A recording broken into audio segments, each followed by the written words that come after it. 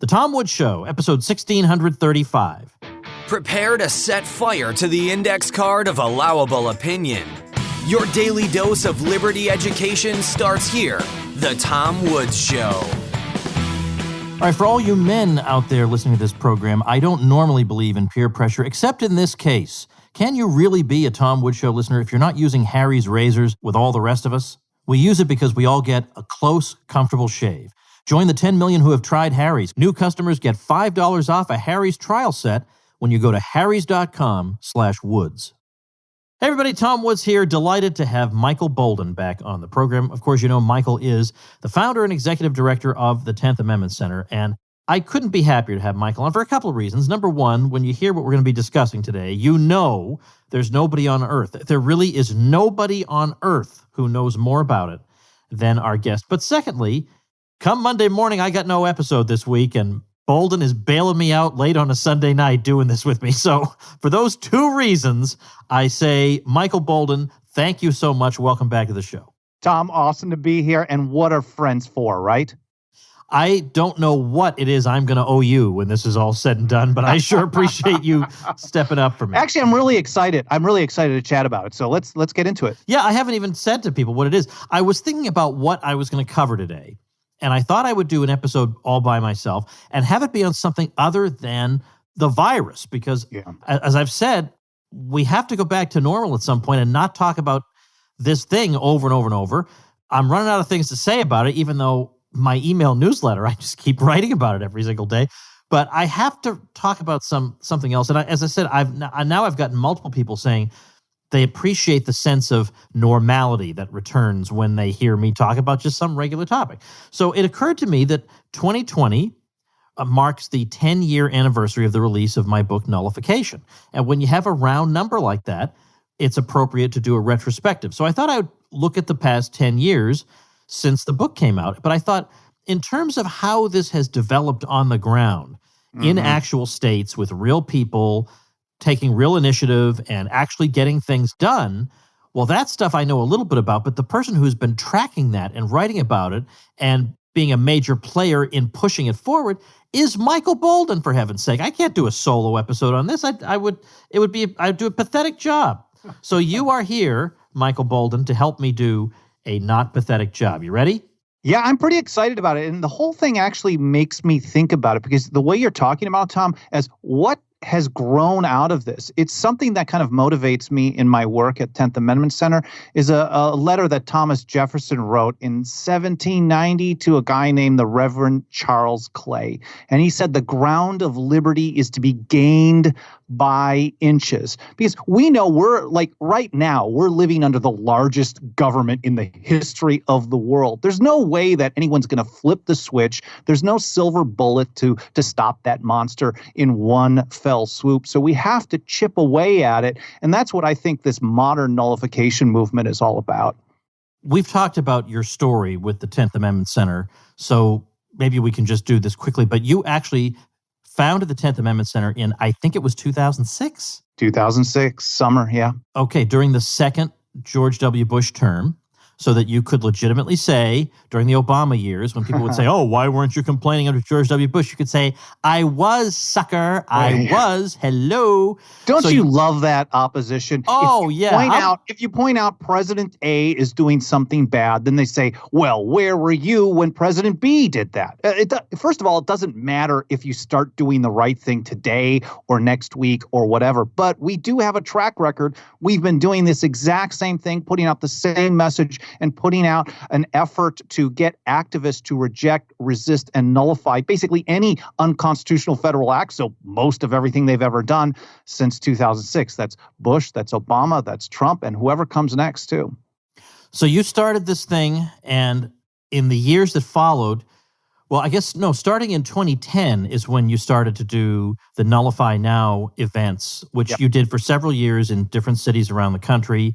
And that's how I really got to know you, because I spoke at a bunch of those, and we had a great old time. The first time you and I ever spoke had to do with the book, whose 10th anniversary is this year. I had some questions about how should I handle certain issues that I'm not really sure what the good answer is. So I got you on the phone, and I just picked your brain about it. And that was when I thought this is a good guy. I ended up meeting you that year in Fort Worth. We had a great time at your inaugural event there.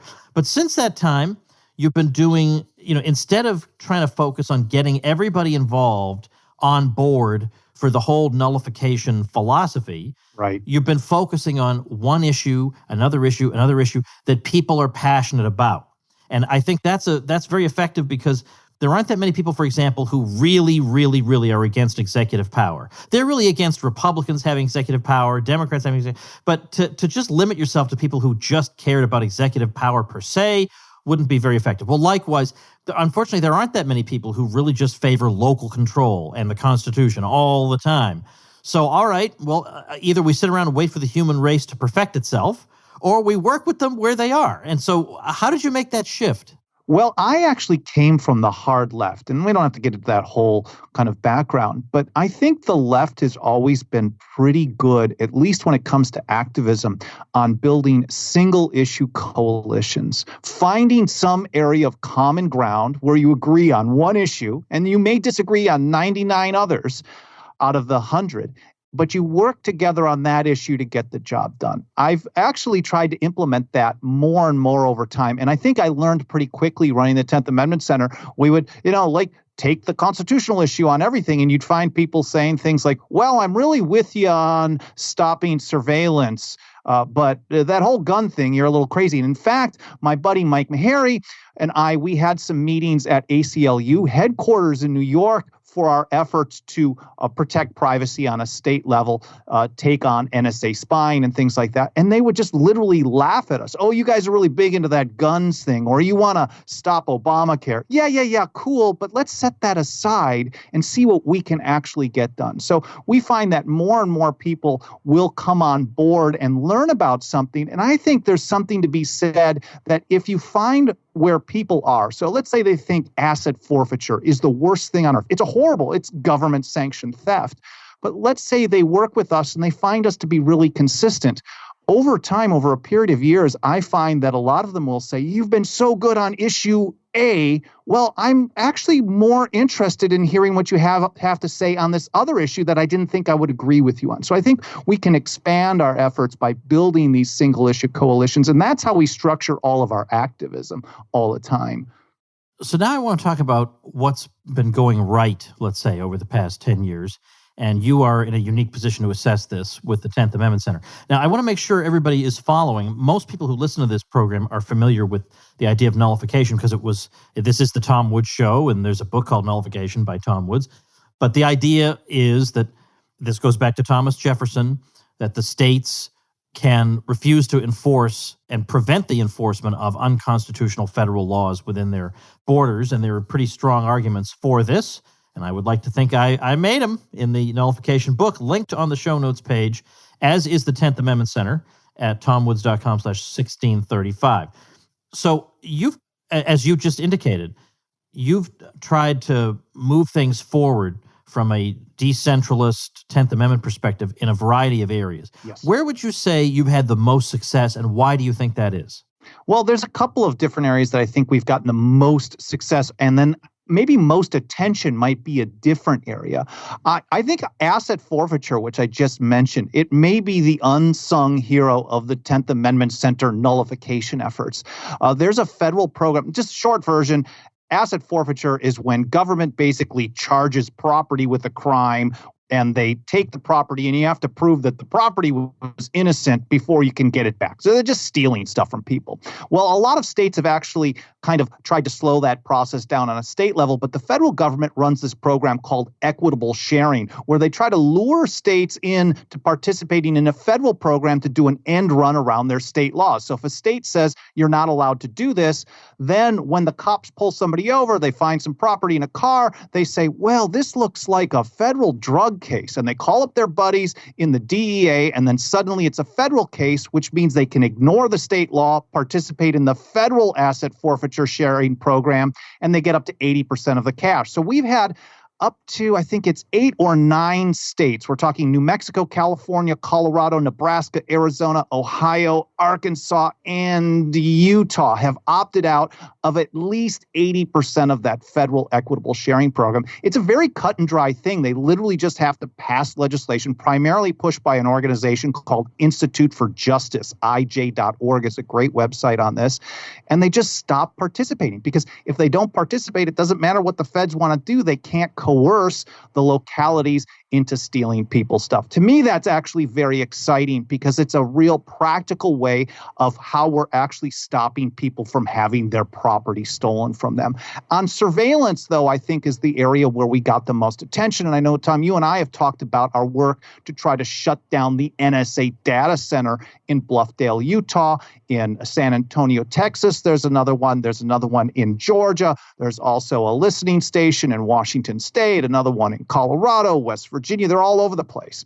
But we got a lot of attention a number of years ago when we proposed the idea that states should literally stop providing resources to these locations. The reasons they exist is because back in 2006 or so, headquarters at Fort Meade, Maryland, they maxed out the Baltimore area power grid. And they were actually really concerned. There were some reports back then in the local papers that the NSA was concerned about a virtual shutdown of the agency. So they aggressively started looking for new locations around the country.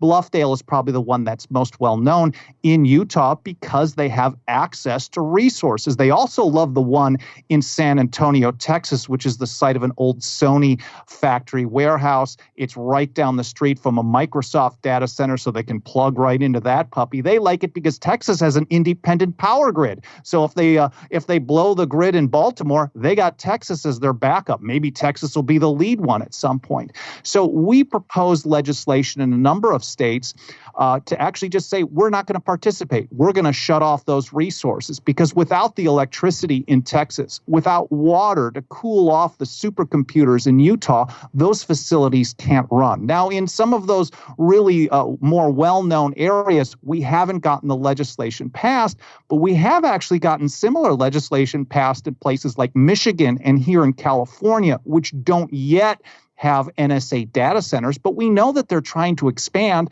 So the goal is to get this type of legislation passed everywhere, box them in, and eventually shut them down. So those are the ones that I think we've gotten the most success on is asset forfeiture. We also see a lot of success on trying to push sound money, which I think is becoming more and more important. And maybe in the next few years, it'll be even more important as the Fed keeps pumping trillions and trillions of dollars into the economy, further debasing the currency. Let me maybe say something not as fun as recalling victories and press coverage and stuff. What you're doing is, let's say, not the approach somebody would take if he wanted to win a popularity contest in the United States, certainly among the class of journalists we have. That's not the way you go about it, is running the 10th Amendment Center. Right. So, but at the same time, you've had some good and some bad interactions with the press. Can you maybe give us a couple of anecdotes about those and what you've learned about the best way to handle press interviews? I actually approach press interviews very much like how the late, great Harry Brown probably approached communication with everything. Basically, you really want to find where that person is coming from that you're talking to, because even though they're in the media, there still is some level of humanity in some of these reporters. I mean, you talk to someone at the New York Times and you're expecting them just to be a lizard person or something, but if you have a conversation with them, then maybe you can get them to listen to a few things. So I try to approach things like that, and generally when I talk to even the worst of the mainstream media, I have gotten a pretty fair shake.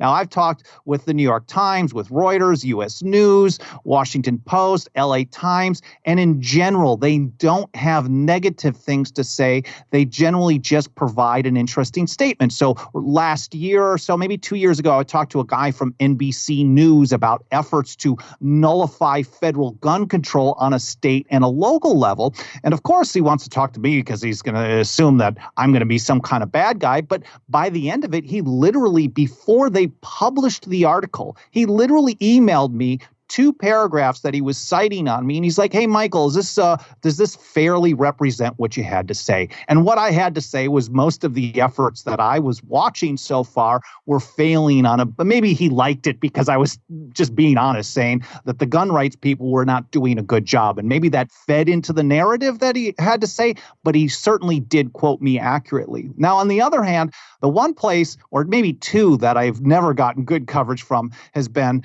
from Rachel Maddow, who did a full 14-minute segment called Confederates in the Attic a few years ago, talking about all the different things that the 10th Amendment Center does, and we must be some kind of racist, neo-Confederate bad guy. And then we have the Southern Poverty Law Center, if we really want to talk about that too. But do they even count anymore? Oh, I am so sick and tired of talking about these people. No, in fact, I refuse to do it. Good. We could, but instead, we're going to talk about productive things after this quick message. Imagine if there was a 50% off sale every time you went shopping for razors. Well, shopping with Harry's, the official razor of the Tom Woods Show, is kind of like that because they offer premium blade refills as low as $2 each. That's up to 55% off compared to the price of, let's just say, a leading competitor. I love shaving with Harry's because I get to shave the old neck area, and it's super sensitive. And with Harry's, it's beautiful, comfortable, smooth all the time. And I realized just how good Harry's was when I was stuck on a cruise not long ago, and all I had was some razor from the convenience store they have on board. Oh my gosh, I was a mess by the time I was done with that. Thank heavens for Harry's. Harry's team combined a simple ergonomic design with 5 sharp blades. You get a 100% quality guarantee. If you don't love your shave, let them know and they'll give you a full refund. But you'd be crazy to do that because they're so darn good. Harry's has an amazing offer for listeners of my show. New customers get $5 off a trial set at harrys.com/woods. You'll get a 5-blade razor, weighted handle, foaming shave gel with aloe, and a travel cover. Join the millions of guys who are already saving money and go to harrys.com/woods to claim your offer. All right, let's take a look and try and trace out where you started with all this stuff, because you started drafting model legislation that people in various states, including state legislators, would then modify for their own states. And this really took off. You developed state chapters around the country. You started off just a guy in an apartment. And then as the Obama years went on, you were regularly featured in the media, and people were actually taking your material and running with it at the state level and sometimes having success. So trace out that process. Well, what I think is really interesting, when I first started 2006, when I registered 10thamendmentcenter.com, my goal was literally, I'm like, I got to just get the word out. These people are terrible. I'm going to start blogging about how everything they do violates the Constitution. And I was thinking primarily the war in Iraq, the Patriot Act, Real ID Act, the war on drugs, things like that. And I just started blogging about it. It started getting some attention. And a couple years in, I started noticing that various state legislators, I think this was around 2007 is when it really started to pick up, and then in 2008, were introducing non-binding resolutions that do not have the effect of law, literally just reaffirming that the power is not delegated to the United States by the Constitution are reserved to the states respectively to the people. Just a short version of the 10th Amendment. They said, like, look, if it hasn't been delegated to you guys, you're not allowed to do it. So cease and desist. This was the movement at the time. And mainstream media was talking about it. They talked to guys like Dan Itza, representative up in New Hampshire at the time, for introducing a non-binding resolution. Now, we've gone from a point, this idea that you have to gain liberty by inches just to get the word out, introducing legislation or resolutions that do nothing other than get the word out, to all these different issues like you're talking about. We're drafting legislation to nullify gun control, to defend the National Guard from unconstitutional deployments in foreign wars, dealing with asset forfeiture, with surveillance, legalizing gold and silver as money as it should be. We've seen, for example, in Utah in 2011, it's the first state in modern times to really reaffirm the status of gold and silver as legal tender. And out of that, a private business called the United Precious Metals Association at upma.org has basically started what you could call the first gold bank in the country. It's not a Federal Reserve System bank, but people can actually store their money there. And they believe they've got it set up where you can have electronic transactions in gold and silver. So it just automatically converted in the background. They've created a product called the Gold Back, which is basically looks like a big note, but it's somehow made with woven gold. So things like that are happening. The Texas Bullion Depository opened in Texas in mid-2018, and they're going to have branches all around the state where it's basically gold banking. So things that started out as literally non-binding resolutions have grown into something great. And that kind of goes along with our motto, Concordia res parve crescunt. It's a Latin phrase that was written by the penman of the Revolution, John Dickinson, in response to the Townshend Acts of 1767.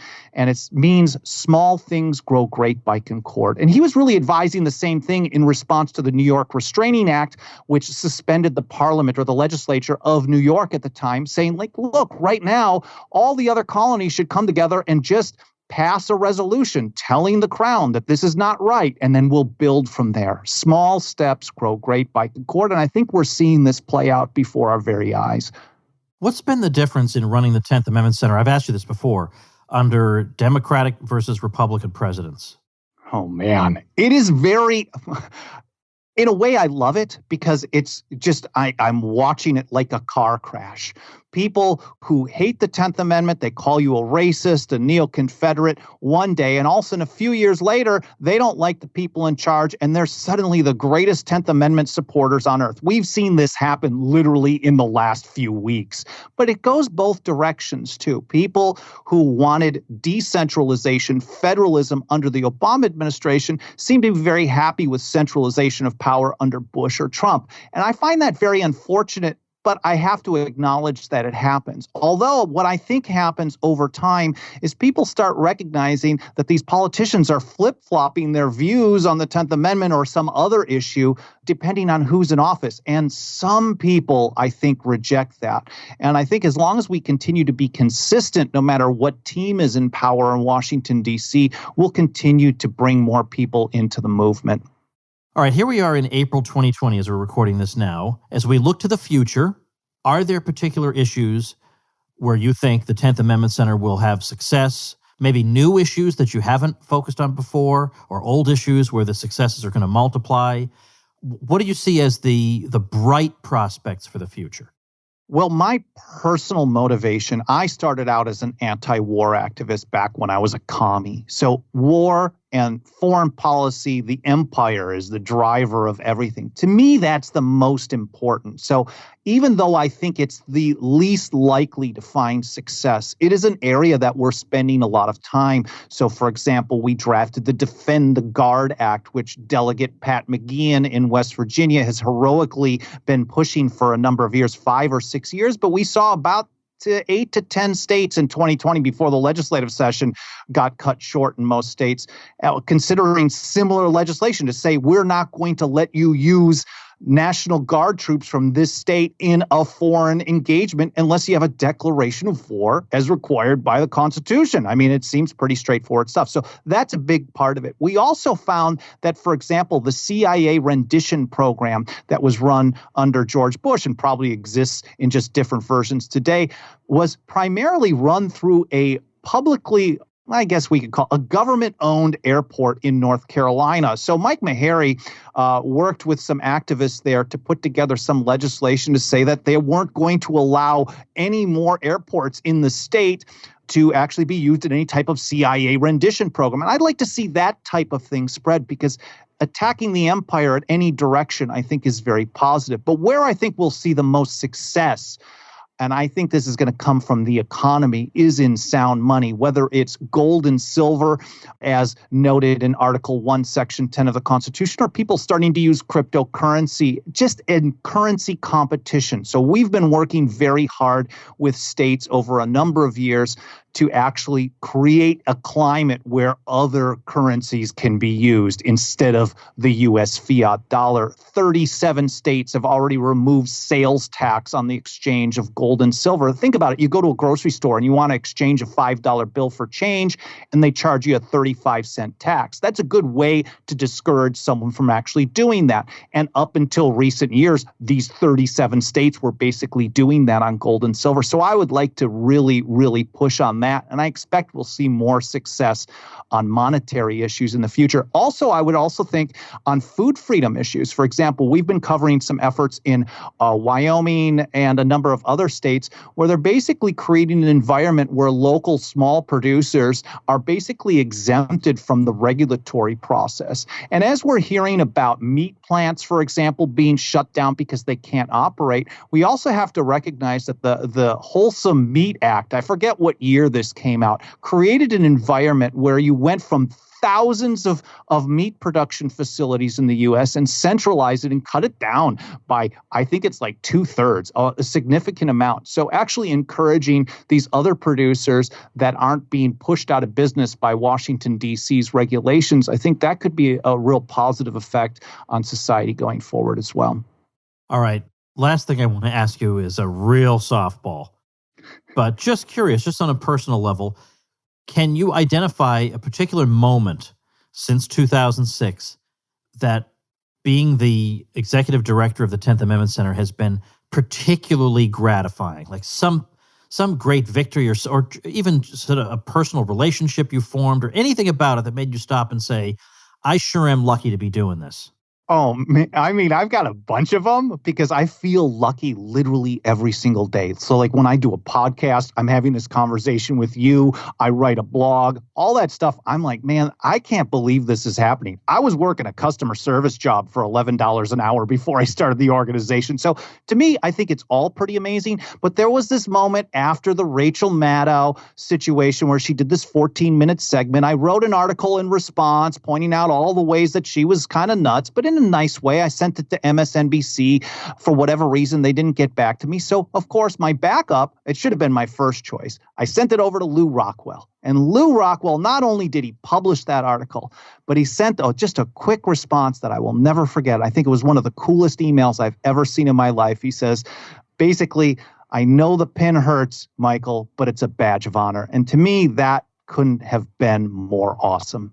Yeah. He's tremendous. Now, at the same time, I hate to end on a downer, so I'll have to think of something encouraging to say afterwards. No, we'll make it awesome, Tom. Well, I want to ask, what about moments of discouragement? Have there been times when you've said, this is the most thankless job in the world, and I'm just throwing my hands in the air, just in despair? I'm pretty unbelievably positive. I find the silver linings all the time, but I do get frustrated. I get irritated. I think and I remember you and I had talked about this at one point as well. I think in many ways, the Republican kind of torchbearer right has been very disappointing to me because the amount that they talk about the founders and the Constitution and the amount of opposition I've gotten from a lot of the people on the right has been as strong, if not worse, than the attacks of being racist from the left. I think that Obamacare should have been gone years ago. This would have been easy peasy. Judge Napolitano did a segment talking about some of our efforts to basically ban the state from implementing Obamacare. He recognized, he said, look, the federal government doesn't have the resources to go into all the states and force them to do this. I mean, if you think about it, they could barely keep a website running. So if the states would have just opted out, not participated in the regulatory scheme, Judge Knapp thought it was about 10 to 15 states would have done the trick, would have brought the whole system down. And we had so much pushback from Republicans in state legislatures while Obama was in office to actually avoid doing this, telling us you can't do this, nullification is illegal. And I'm even telling them, like, look, we've got Supreme Court cases that back up the idea that you can just opt out. So I get frustrated with that because I think talking the talk and the not walking the walk really irritates me. I'd rather have them just not talk the talk because then I'm not counting on them to back things up. But then I should remind myself that I shouldn't count on politicians to do anything good ever. Yeah, no kidding. Well, I want to remind people of something that I remind them of when I have Scott Horton on the show, which is that there are certain guests I feature whom I also support with my own money. So I'm putting my money where my mouth is. And I can say the 10th Amendment Center gets a lot done, especially given how few people work for it. And you are extremely conscientious about the way you handle money.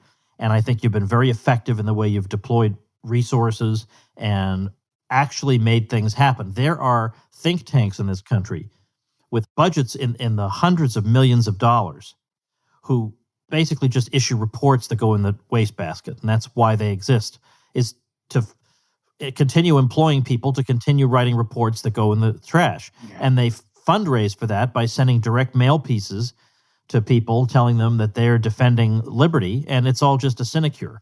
But what you're doing without a chauffeur, unlike half these people, just being a regular person, has had so much more result, especially per donor dollar. It's not even worth talking about. The comparison is you can't even make it. It's so much in your favor.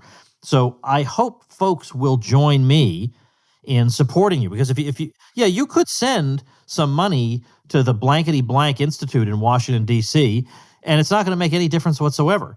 But you send that money to the 10th Amendment Center, something real is going to happen. And I know as a donor myself, that matters to me. And I know you personally, and I trust you. And so I recommend the 10th Amendment Center to folks. So 10thamendmentcenter.com is the website. Final word from Michael Bolden. First of all, thank you so much for that. You've actually been donating to the 10th Amendment Center since before you actually gave a credit card to donate.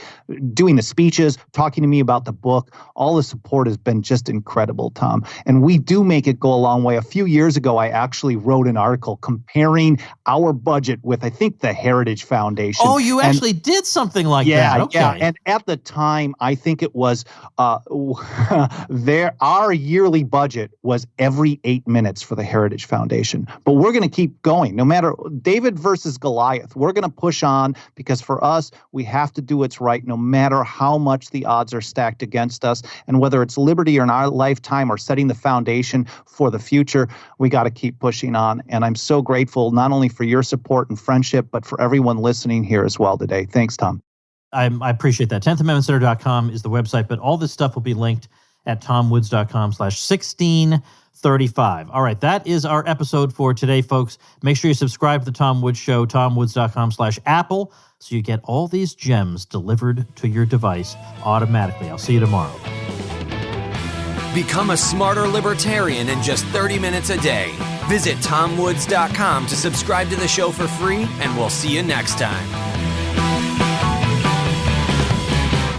Like the sound of The Tom Woods Show? My audio production is provided by Podsworth Media. Check them out at podsworth.com.